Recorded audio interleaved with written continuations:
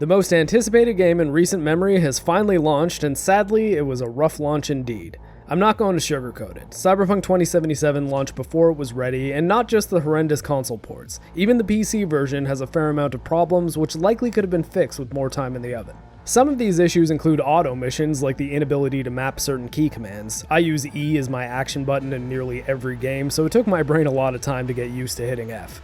Other issues are more severe and won't easily be fixed by patches or mods, like the generally terrible NPC AI. I will go over these and other problems in greater detail through this review, but I think it's important that you understand where I'm coming from before I start the analysis. I'm a PC gamer and I primarily use CD Projekt's storefront GOG. I'm also an actual cyborg. I lost my right leg in 2017 and I now have an assortment of real-life cyberware which let me walk, so I've got a personal connection to the subject matter. I spent a fair amount of time reading lore, immersing myself in Mike Pondsmith's Cyberpunk universe through the World of Cyberpunk book and the Trauma Team comic, both of which were released by Dark Horse and are well worth your time. And most importantly, I played Cyberpunk 2077 on a high-end PC, which I built for video editing as well as gaming. So my experience was not only worlds better than what you'd be getting on a base-level PS4, but also above what the majority of other PC players would experience. All of those factors should be considered when I say that I loved Cyberpunk 2077. That statement is highly subjective, arguably a hot take, and certainly influenced by my bias towards CD Projekt, my connection to the material, my knowledge of the lore, and the quality of my hardware. However, in this review, I'm going to be as objective and honest as I can, as I at least try to be in every video I make. I don't do the rage bait thing, so this isn't going to be a straight up condemnation of the pre-release marketing dishonesty, and I don't do the blind fanboy thing, so I'm not going to be talking about how perfect the game is because I personally had a fun time with it, and say that everyone who doesn't like it is just a hater. I will justify why I like the game with substantive arguments beyond the predisposition factors which I already disclosed, and I will address the many issues the game has so that you can make an informed decision about whether or not this game is worth your money or even your time. Though I think I can safely say that if you're on a base level console, the answer to both of those is no. Don't spend your money, don't waste your time, wait for some patches at the very least, or better yet, wait until you upgrade to next-gen hardware. However, if you're on PlayStation 5, an Xbox Series console, or a decent PC, that question is much more complicated and I'm here to help you find the answer. Cyberpunk 2077 is the latest game from Witcher developer CD Projekt Red, and is their most ambitious title to date. It takes place in the world of Mike Pondsmith's pen and paper role-playing game Cyberpunk 2020, but unlike the way games like Baldur's Gate adapt Dungeons & Dragons to video game format with a degree of mechanical accuracy, Cyberpunk 2077 is a real-time action RPG, not a digital interpretation of the pen and paper game. The result is somewhere between a Deus Ex game, a Fallout game, and a Grand Theft Auto game, and this is where some people might get disoriented. Cyberpunk 2077 doesn't have the same amount of interactivity to its world that a Fallout game might, where you can kill a shopkeeper because they looked at you funny, but it does have much better shooting mechanics and you can move around the world in a variety of vehicles. However, the driving and city systems don't stack up to games like Grand Theft Auto, and the combat is mediated by role-playing game statistics much more than the Grand Theft Auto games are. The result is a game which might leave people expecting a world is your oyster RPG to be disappointed that you can't even aim your weapon at many of the NPCs, and people expecting Cyberpunk Grand Theft Auto to wonder why it takes so many shots to take enemies down, and what all those silly floating numbers mean. Knowing what you're getting into with Cyberpunk is important, and it's certainly a bit of a jack-of-all-trades, master of none, but it also manages to become much more than the sum of its parts. You start the game by creating your character, the mercenary known as V, and while the genital customization options are head and tails above anything else in AAA gaming, the rest of the creation options are a bit limited. You can't choose things like height or physique at all, and the number of options you have for things like hairstyles and tattoos are definitely on the low side. The former is somewhat understandable, as a character model with drastically different dimensions would likely have gameplay implications, but the latter could definitely have used more choices. Once you're satisfied with your V's appearance, you choose some base attribute stats and begin your prologue chapter. There are three choices: the Corpo, the Street Kid, and the Nomad, and while these do create drastically different opening moments, they have minimal impact afterwards. You're then given some life path specific dialogue options at certain points through the rest of the game, but they don't seem to have any major impact beyond adding some depth to your character's personality, which isn't nothing, but it's not exactly game changing. After the life path prologue, which lasts approximately 20 minutes, there's a 6-month time jump, which then begins Act 1, which is effectively another prologue. This one is around 5 to 7 hours long and functions to introduce you to the world and set up the main story of the game. It's only after this segment that the meat of the game and the main story begins.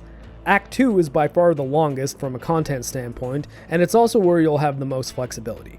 You can just run right through the main jobs if you like, which progress the main story, but you're also free to acquire and complete side jobs, gigs, random world events, and car collecting.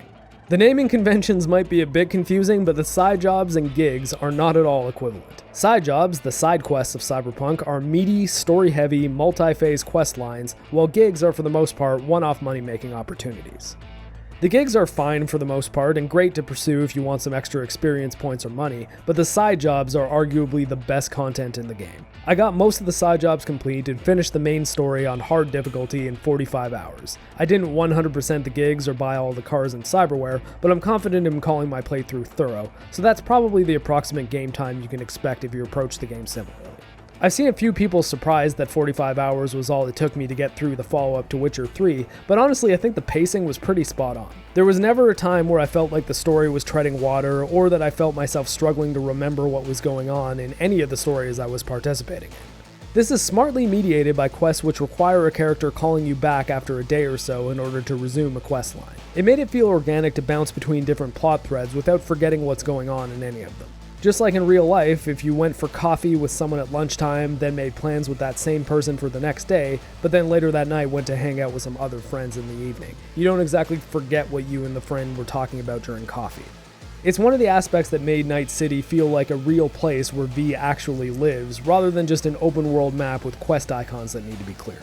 The structure of the game is ultimately pretty similar to Witcher 3, it's just a bit more streamlined and it works very well. However, I did not like how the quest level recommendations worked at all. In Witcher 3, you were given specific recommended levels for each quest, so you knew which quests were out of your league, as well as which ones you'd out-leveled and could knock out easily.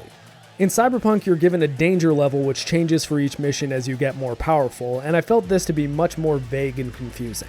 Particularly considering I do some high danger quests which weren't a problem, and some moderate danger quests which seemed flat out impossible. This seems like the kind of thing that could easily be fixed by a mod. For example, my buddy Fonz threw a mod on Witcher 3 which showed multiple quest objectives on the map at once so that he could do some multitasking, but it appears that CD Projekt Red has not learned very many lessons about quest menu organization. But the good news for PC players is that it probably won't be long before the mod scene starts picking up some of CD Projekt's slack. The open world mechanics themselves are also a bit of a mixed bag. CD Projekt touted a world where NPCs go about their lives on behavioral patterns, and that Night City would feel truly alive, and this is true if not for one very important X factor, the player. It seems like V interacting with NPCs breaks them out of AI patterns, which would be fine if they reacted in a believable manner, such as fighting back when V's ripping them out of their vehicle, or driving around V if the player decides to stop their car in the middle of the road. But the NPCs in Night City seem to just break unless they are possible hostiles, in which case they'll immediately start fighting you. This doesn't destroy the game, as the non-hostile NPCs don't factor into the gameplay beyond the vendors, but it certainly breaks immersion. Worse still is if you commit a crime, accidentally or otherwise, because the crime and police system in this game is at most half-baked, probably more accurately quarter-baked, and might even be raw, but I mean things like cookie dough are pretty good raw, so it's just bad. It's very, very bad. If you kill a civilian, be it with your car or a stray bullet, you will acquire a wanted star, not unlike GTA. However, very much unlike GTA, the police do not pull up in vehicles and chase you, they just sort of teleport in. This is flat out cheating on the part of the game, and is balanced out by the fact that the cops and your wanted level seem to vanish if you run or drive 20 meters down the road. It makes it seem like the only reason there are police or a wanted system in this game is so you can't just go on ruthless killing sprees without the world reacting to you. I'm definitely happy they landed on a system which is ultimately not very intrusive, as it didn't derail missions or force restarts because of a bad turn in your car or a stray bullet, but it is at the very most a tick-in-the-box feature. It's enough that if anyone asks, do the cops show up if you commit a crime? The answer is technically yes, but it isn't any deeper than that. Night City feels a whole lot more populated and alive than the wastelands of the Bethesda Fallout games, the Outer Worlds, or honestly any other comparable RPG, but it's definitely not up to the standard of the Grand Theft Auto games. I see the game as closer in genre to the former overall, but there is something about driving around a cityscape that makes you instinctively think the world is going to behave like Grand Theft Auto, but sadly that's not the case here. It doesn't help that the driving physics themselves are also on the wonky side. The most important thing to learn early on is that you really need to slow down when going into sharp turns, which involves braking in advance, because all the cars feel very heavy. This is exacerbated by the physics on handbrake turning feeling strange, the minimap being zoomed in too tightly, and the camera not following your car the way you'd expect it to. The minimap creates a problem because if you're in a fast vehicle, you'll see the next turn you have to make too late for you to slow down sufficiently. The result is that you'll often brake too late and have to come to a sudden stop in the intersection, which really breaks the feel of carefree driving through an aesthetically gorgeous cyberpunk city, or you'll blow right past your turn, forcing your GPS to do a recalculation of shame. And the strange auto camera behavior makes it difficult for you to track your car around sharp turns too, to the point that I eventually found that driving with a keyboard and being able to free control the camera with my mouse to be preferable at times, which is weird for me because I generally prefer driving with a controller. The good news is that despite the even weirder handbrake turning, the motorcycles control a lot better than the cars do overall, so cruising around in the Kusanagi feels awesome. Yes, it's almost exactly Kaneda's bike from Akira, and it's named after Motoko Kusanagi from Ghost in the Shell, so if you're an early 1990s weeb, it's well worth the 22,000 eddies. Surprisingly enough, moving around on foot feels pretty damn good. The sprint gives you a decent boost of speed mediated by a stamina bar, and the ledge mantle works far better than I expected it to. It's pretty forgiving, so if you're anywhere close to the ledge you want to grab onto, V will grab it and pull you up, which makes doing things like navigating around fences a lot less frustrating than it can feel in a lot of other RPGs. It's not up to the standard of something like Dying Light, but it's about on par with the recent Far Cry games. Things get even better when you save up the scratch for the double jump ability, which will end up changing a lot about how you approach the traversal, as well as the combat. In fact, the double jump ability is so good that had they got the wall running working properly and left it in the game, Cyberpunk 2077's movement could have been downright incredible. Sadly, it was not meant to be. However, the slide is a weak link. I would trigger one every so often, but it didn't feel nearly as snappy as it should, which is a shame because it really would have helped out in situations where you're trying to get to cover quickly. The other weak link is the dodge ability, which is inherently tied to another issue, the lack of control customization options. The vast majority of PC first-person shooters, or even PC games in general, allow you to map any and all controls to whichever key or button you choose. So it was super strange that Cyberpunk 2077, a PC lead platform game made by a primarily PC developer, left a bunch of keybind options off the table for no apparent reason. You simply cannot bind the action button to any key other than F. I use E as the action key in my games. I only use F to pay respects. Luckily, you can map reload, because reloading with my rear mouse thumb button is a way of life for me at this point. Getting back to the dodge, it functions similarly to the dash in Doom Eternal or Shadow Warrior 2, but instead of being mapped to a dash key, which just throws you in the direction you're traveling, you have to double tap the direction key front, back, left, or right. This not only works very poorly when you want it to, it sometimes activates when you don't want it to, causing you to occasionally fly into tactically disadvantageous positions against your will. And this problem could have been completely fixed by a simple key mapping option. The other really weird one is walking with a keyboard. During story segments, you sometimes have to follow characters, and all of them walk far slower than V's base movement speed. If you look at the character you're following, you will match their speed, but this seems to totally stop working if you hit stairs, or if your reticle moves off the leading character's back even slightly. This is remedied by picking up a controller and using the left analog stick to slowly move in these segments, but CDPR let me hit a key to toggle walking on, and then let me break it by sprinting if I need to. Again, a small problem which isn't game breaking, but it is immersion breaking and has a seemingly very simple solution. Combat in Cyberpunk 2077 is made up of a few methods you can combine: hacking, melee, and shooting. Shooting is the one which clicked with me the most, which shouldn't be a total shock as first-person shooters are sort of my thing. Cyberpunk 2077 is no Doom Eternal or even Call of Duty in this respect, but I personally found it to be better than the Borderlands games and infinitely better than Fallout or the Outer Worlds. At least on hard mode, the enemy AI is a lot better than the rest of the AI in the game, as they put up a pretty sufficient fight, but more importantly, the keyboard mouse controls feel accurate and the guns feel awesome to fire. The animations for recoil and reloading are really aesthetically satisfying, and the sound effects make the guns feel weighty and powerful, even if shooting a low-level gun at a high-level enemy then makes you realize you're using a water gun on a rhino. I would challenge even first-person shooter purists to say that the shooting in this game feels bad when you get a chance to use the Larian pistol. I mean, just look at this thing. It might have the sexiest reload animation ever, and it sounds like the gods clapping.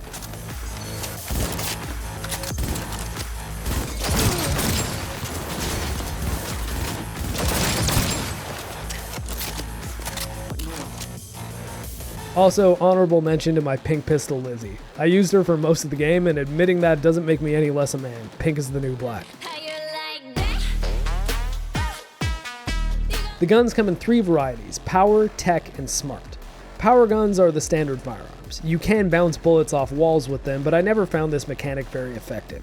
They are also, however, the highest raw damage weapons. Tech guns really change the game early on, as they let you see through walls if you're close enough to them, and if an enemy is on the other side of that wall, they will glow red, and you can then shoot them through the wall.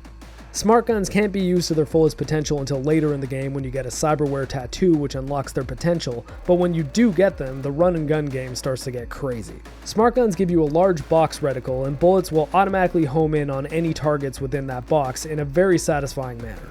It's even more satisfying when you're double jumping around and sending bullets directly to their mark while bouncing around like a popcorn kernel. It's kind of like the Smart Pistol in the Titanfall games, but you can find them in several varieties like shotguns or assault rifles as well. And once again, I kind of wish that CDPR got that wall running worked out. The possibilities. If you don't feel like running around and double jumping while sending a rain of bullets directly to your enemies, there is also a cover function in the game which works well when it works, but it's sadly not as reliable as it could be. It's an auto stick system which only appears to work when you're crouching. When you're in cover, hitting the aim button will pop you out. It functions well and you can even take a perk which increases your weapon damage from cover, but the auto stick system is a tad too loose. Once again, the simple solution would be a key map for cover mounting, which would make it possible to more reliably stack up on walls while standing, but sadly it's another promising system which ended up half-cooked. It does take a fair amount of shots to take all but under-leveled enemies down, but I didn't find it excessive, at least in the context of other hybrid RPG shooters like Destiny or The Division, but if you're accustomed to games like Call of Duty, the time to kill pace might throw you off. That's not the shooting mechanics being bad, it's you not liking RPG damage systems, which is fine, you don't have to like RPGs, but that's the type of game this is, so the combat might just not click with you if that's the case. However, even the bullet sponge aspect does improve as you level up your character, gain perks, get better guns, and learn to use your resources more effectively. Melee combat, on the other hand, is not nearly as good. I did get kinda hopeful for it during the VR tutorial at the beginning of the game. The sword slashes felt weighty, the parries are easy enough to nail and throw the game into a slick slow motion, and the blood effects are quite satisfying. The problem is the enemy behaviors during melee versus melee combat, and I honestly didn't even really notice until I started working on the street boxing missions. The enemies appear to magnetize to you in the middle of attacks, which is weird but might have been okay if you had similar leeway, but it appears you need to land your attacks quite specifically.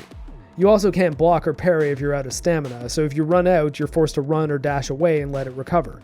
Considering the opponents in the boxing matches have insane health and do insane damage, the result is that you find yourself chipping away at the enemy's health, needing to land approximately 100 hits to win, and if you miss one parry or dodge into a corner as an enemy is locking on one of their bullshit magnet attacks, game over. It was frustrating to the point that I gave up on the street boxing missions after 2 opponents, hoping to come back when I'd over-leveled the others, but then the game ended. Blade combat is quite a bit better, and there is one challenging boss fight in the middle of the game which from what I could tell forces you to swap between sword and gun combat, and it was quite memorable. Once you acquire the Mantis Blade cyberware, things get a lot more interesting too, as you now have a permanent blade weapon equipped and can do some cool executions with them. The Mantis Blades were so much fun to use that my last few perk points in the game were all spent buffing the blade bleeding damage, even though I avoided melee combat for most of the game. Hacking isn't a character path I invested very much into until later in the game when I thought having some more options at my disposal would help. While it is possible to hack some environmental elements like cameras, turrets, or mundane electronics which will simply react, acting as a distraction that will assist with stealth, the meat of the hacking system is the combat quick hacks. 2 + 2 is 4, -1, that's 3, quick maths. Quick hacks work the same way magic spells might work in other RPGs. You have mana in the form of RAM and can pause the game, select a hack, and apply it to an enemy to blind them, short-circuit their cybernetics to cause a bit of damage, use them as a radar ping to reveal other enemy positions, or at higher levels force them to commit suicide. Hacking was definitely fun, and on my next playthrough I plan to invest in it more heavily, but as of now I don't have a thorough understanding of the system depth, so I can't speak on it in too much detail. However, reboot optics certainly came in handy during stealth, and to buy me a bit more time during some of the more intense gun battles. Speaking of stealth, sorry to say, but the stealth in this game is bad. It's not ineffective, and sometimes it's absolutely the most effective way to get through a mission, but the gameplay systems are at most underdeveloped.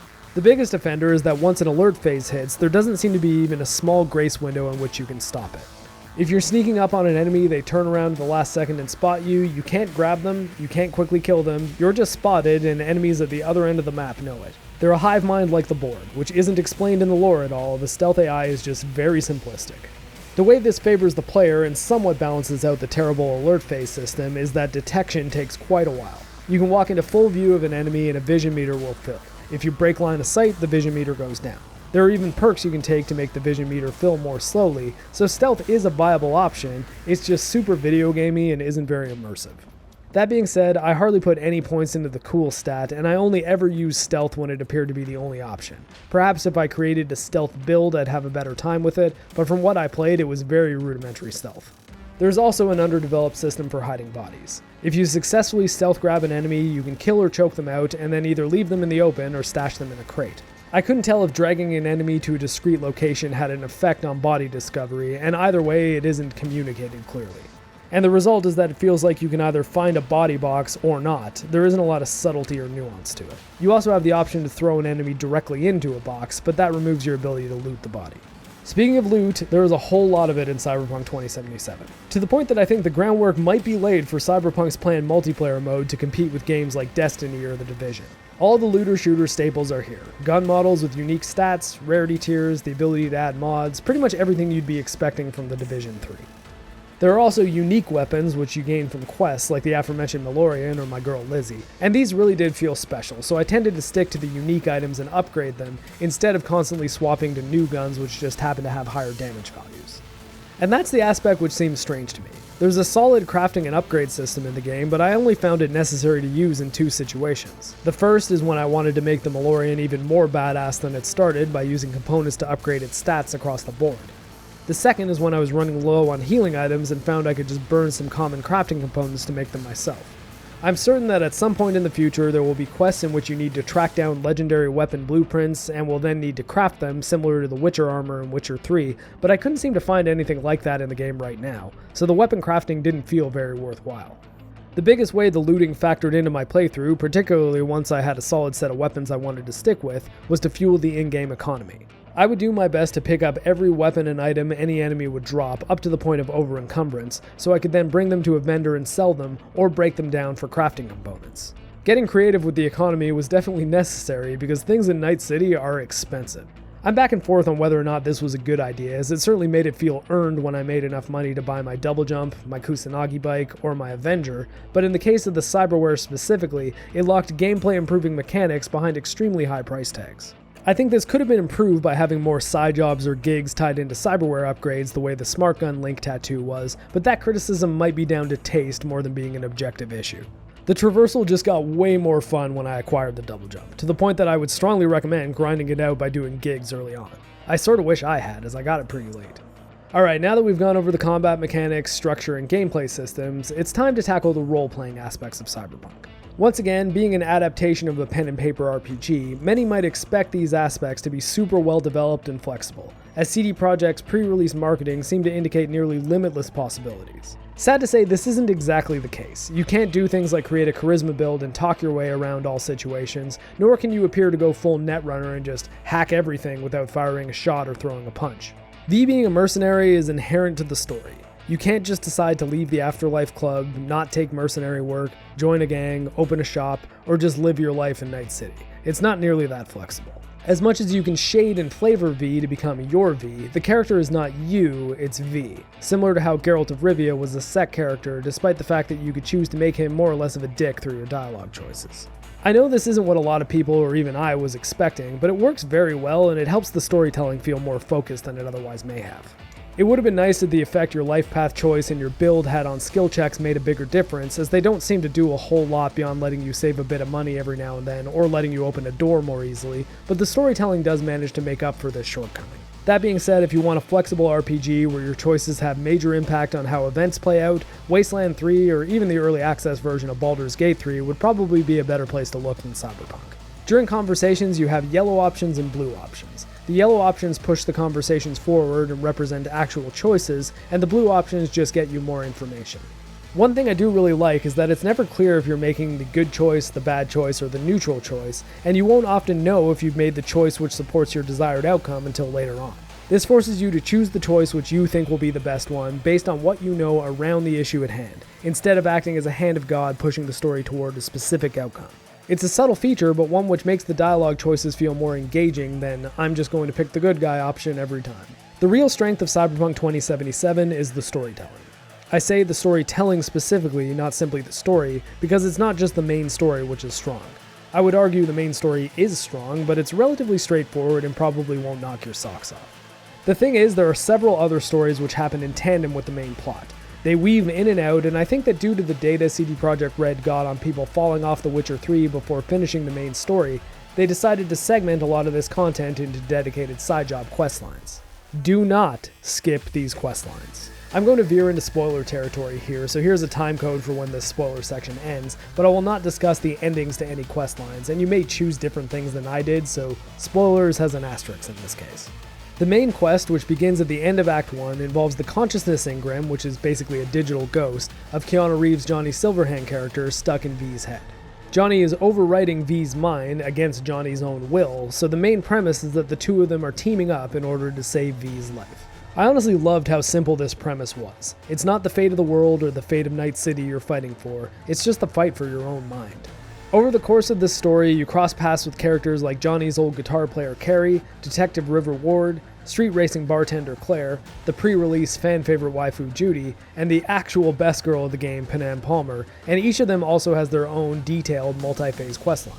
So you find yourself taking time from the main objective to say, help River Ward rescue his kidnapped nephew, help Judy free a high-class brothel from a gang, or help Carrie deal with the issue he has with the J-pop band covering one of his songs. I felt very invested in each of these storylines and was gladly prioritizing them over the main story at times. And not just for the purpose of a thorough review playthrough. The writing of these stories was top tier, and I was compelled to finish them before moving the main story along. All of them have the secondary effect of teaching you more about the lore of Night City, with you encountering several different factions and gangs, learning bits and pieces about what their goals and philosophies are. This storytelling was reinforced by some phenomenal performances, too. My V was male, and I really liked his snarky tone. He kinda reminded me of It's a Gundam if Papa Gundam were a badass cyborg mercenary with a slightly deeper voice.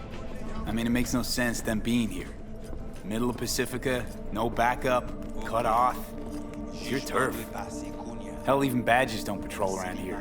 Keanu Reeves does a great job as Johnny Silverhand as well, even if that isn't immediately apparent. Reeves sounds a bit monotone and dry, but that has a purpose and a solid benefit, in that it gives Johnny a very specific and noticeable way of speaking. Very funny. You're too young to remember this, but not so long ago, people talked about rogue AIs prowling cyberspace. There are moments in the game where Johnny takes over and V, quote, hands him the wheel, and during these moments, V speaks the way Johnny speaks. Because of how distinct Johnny's way of speaking is, it becomes very apparent that V's voice actor is playing Johnny in these moments. Just thinking back. You miss the old times at all, Rogue? Fine with where they are, fine with where I am. I can see that. Shame no one else from the Atlantis had the same luck. It's also pretty cool to see Johnny as a vicious asshole for the first few sequences he's in, only for him to eventually warm up to and sympathize with V, which turns it into something of a buddy cop relationship. Reeves may be the big name on the cast, but he's far from being the only good performance. In fact, the standard is so high across the board that I honestly can't even identify a single weak link among the primary or supporting cast. I was a bit worried about the Jolly technology, which procedurally generates facial performances and lip syncing.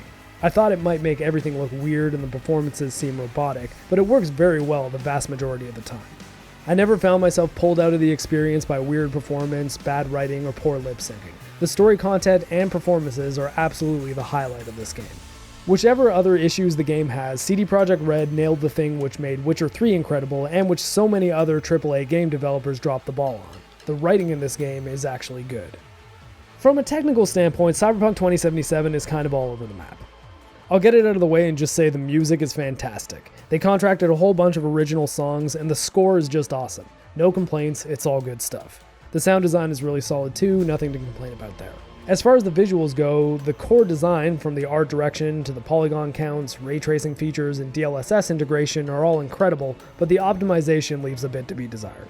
I was getting an average of 80 to 120 frames a second on high to ultra settings at 1440p, with ray trace lighting and reflections on, ray trace shadows off, and DLSS on performance mode, but my editing rig is running an RTX 3090, so I can't imagine my experience is very common. Even then, areas like Jig Street would inexplicably dip to below 60 frames a second. X-Ray Girl is playing in 1080p on medium settings with ray tracing off on a GTX 1080 Ti, and her experience has been quite solid at 100 frames a second, so you don't need a rig as high-end or new as mine to make the game run well, you just might have to be mindful of some of the Icarus choices. You might not want to knock those settings down, but to have a smooth experience you might have to. The good news is, over time the optimization will improve, and similar to Witcher 3, the settings will have room to climb over the next several years as new technology comes out. Also, I fired it up on my HDR TV for a test, and while I hardly ever play in HDR because it makes footage capture look washed out and horrible, seeing the lights of Night City or even things like the sunset looked absolutely stunning. I felt like Roy from Blade Runner, knowing that the technology doesn't exist for me to share what I was seeing with you, and that all I'd have to accompany the sentiment is a terrible looking, washed out gray image. I've seen things you people wouldn't believe. Attack ships on fire off the shoulder of Orion. Now, being on a console is a totally different story. I fired the game up on my Xbox One X, and at first I found it disorienting and almost headache-inducing. Part of it may have been the jump to 30 frames a second from my much better frame rates on PC, but I found that once I turned the motion blur off in the settings menu, things improved quite a bit. I do not have a base level Xbox One or an Xbox One S to test it on, but from what I've researched and seen, you should absolutely not buy this game on a base level platform. But if you're okay with 30 frames a second, the Xbox One X version is playable if not ideal. But I would personally recommend waiting on this game until you have access to the newer consoles, even if it's a year or two from now when the prices drop. At that time, the game will also be cheaper, the patches will have arrived, so the game will probably run a lot better, and you might even have some DLC. And now, the bugs. There are currently a lot of bugs in this game, most of which I encounter range from minor to funny, though on the first night I did have a series of program crashes when reloading save files after death. Since that first night, I've not had any crashes, but CD Projekt Red launching the game in the state that they did without calling it early access is not acceptable. Not even factoring in the catastrophic console launches, it's undeniable that CD Projekt Red had one chance to make a first impression with this game, and they totally botched it. This was likely done in an effort to push the game out before Christmas, or to mitigate the backlash they'd be getting for another delay, but whatever the reason, it was the wrong move. My hope is that in the new year, CD Projekt Red continues to fix problems and even double down on their consumer-friendly elements, because they went from being the chosen one to a company who is fast growing a reputation of just being liars. I still think anyone saying they're no different than any other game company is inaccurate, as their DRM-free store, GOG, is the only service in the industry which sells you digital games which you actually own, but they still need to make some moves to get their reputation back.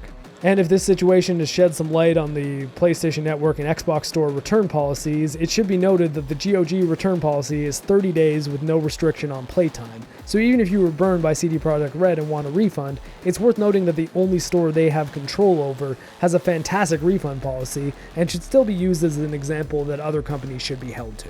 I'm not excusing the bad things CD Projekt Red has done, but ignoring the good things they do is a disingenuous emotional reaction, not an honest assessment of what kind of company they are. The first order of business for them is going to be fixing the bugs, glitches, and optimization issues across all versions of Cyberpunk 2077. It's a real shame because despite all these issues, there is a phenomenal game under there. Yet, despite my love for the incredible content which is there, I would not recommend buying Cyberpunk 2077 at this time. You'll probably have a great time with the game if you've got a capable PC or a next-gen console, but you'll undoubtedly have a much better time in a few months when some updates have been applied and the problems have been fixed. And CD Projekt Red, if any of you are watching this video right now, all is not lost. You can fix this situation, but it's going to take a lot of work. I personally believe in you, but a lot of others do not, and it's not me who you have to convince, it's them. Alright Choombas, that's it for me. I've got a Delta. I'll see you in Night City in a couple months when the game's been patched.